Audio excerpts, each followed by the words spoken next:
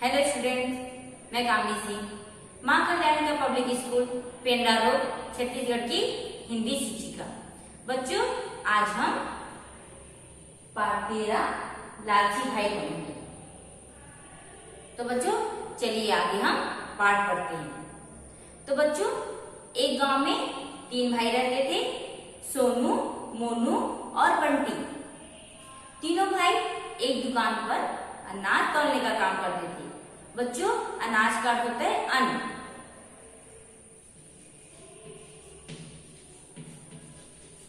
अनाज का अर्थ होता है अन्न।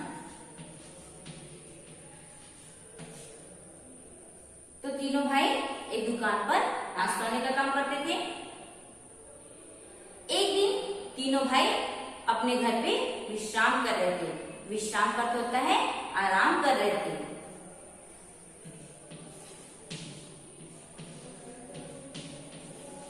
विश्राम, और विश्राम का अर्थ होता है आराम।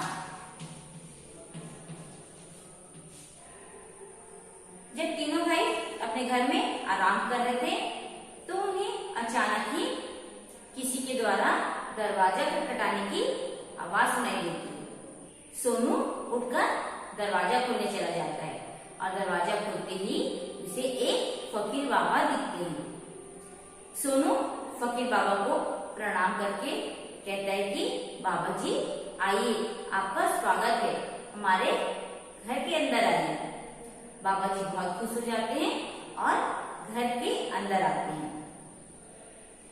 इतने में बंटी और मोनू भी आ जाते हैं और मोनू और बंटी उन्हें प्रणाम करते हैं और बाबा जी की सेवा करते हैं।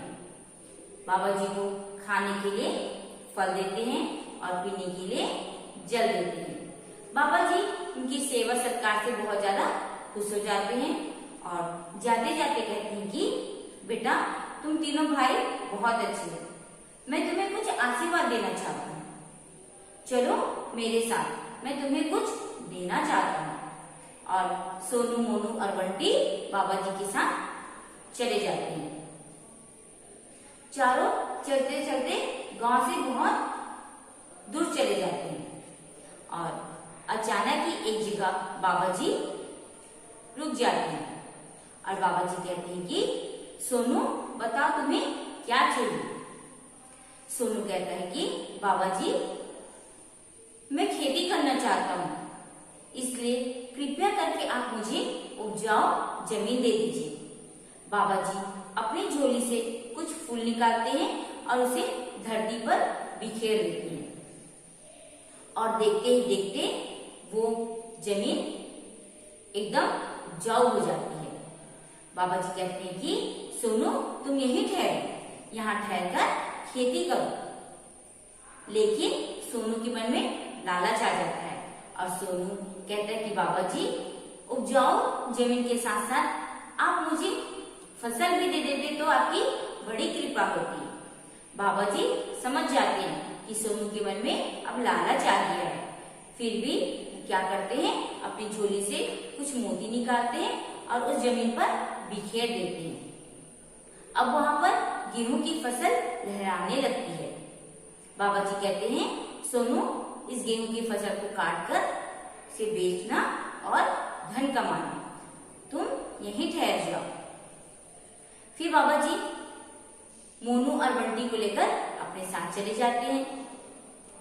थोड़ी दूर जाते हैं तो बाबा जी एक जगह रुक जाते हैं और मोनू से कहते हैं कि मोनू, बता तुम्हें क्या चाहिए।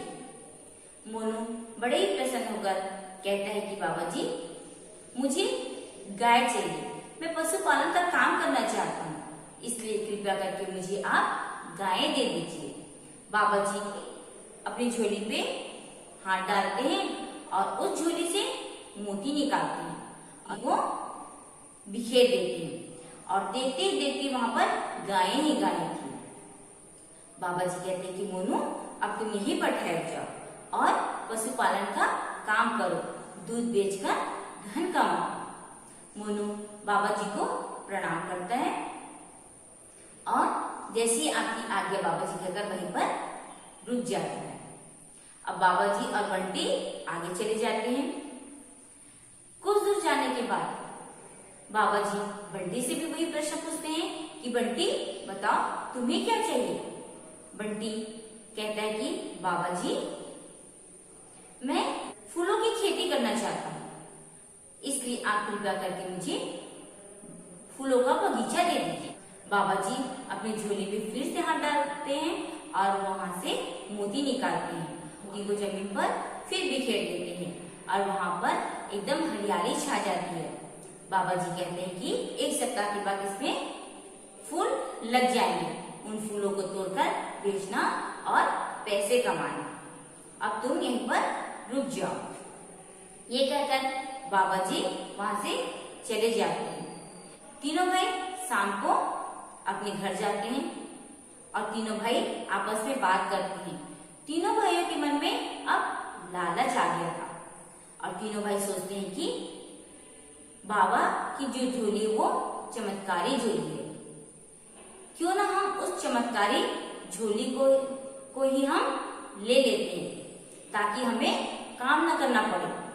और वो तीनों भाई दूसरे दिन प्रातः जल्दी उठते हैं और उसके बाद बाबा जी की तलाश में चले जाते हैं। बाबा जी को ढूंढते ढूंढते उन्हें 1, 2, 3 ऐसे करके कई महीने बीत जाते हैं, लेकिन बाबा जी उन्हें कहीं नहीं मिलते हैं। आखिरकार थक हार वो तीनों भाई क्या करते हैं, अपने घर आ जाते हैं। और जब वे अपने गांव के रहते हैं तो रास्ते में देखते हैं कि फूल सूख गए हैं, गाय भूख प्यास से यहाँ से वहां सब भाग गई हैं और फसल भी नष्ट हो गई है। अब तीनों भाइयों के पास कुछ भी नहीं था, न ही उन्हें बाबा जी मिले और न ही उन्हें फसलें मिली और न ही गाय। तीनों भाई अपने भाग को कोसने लगे कि काश हम लालच न करते, क्योंकि लालच करने के कारण ही वे क्या किए थे, अपने खेत को, अपने गायों को छोड़कर वहां से चले गए थे और जिससे फसलें नष्ट हो गई, गाय कहीं न कहीं भाग गई और यहाँ पर बाबा जी भी नहीं मिले, तो उन्हें कहीं से कोई फायदा नहीं हुआ। इसलिए कहते हैं कि लालच बुरी बला है।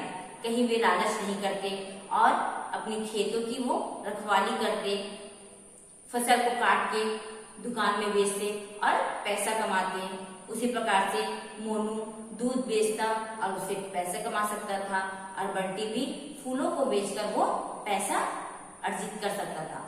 लेकिन वो तीनों भाई लालच पे आ गए और फकीर बाबा को ढूंढने चले गए। तो इस प्रकार से बच्चों, इसलिए कहते हैं कि लालच बुरी बला है, सदैव हमें मेहनत करके धन अर्जित करना चाहिए। Thank you.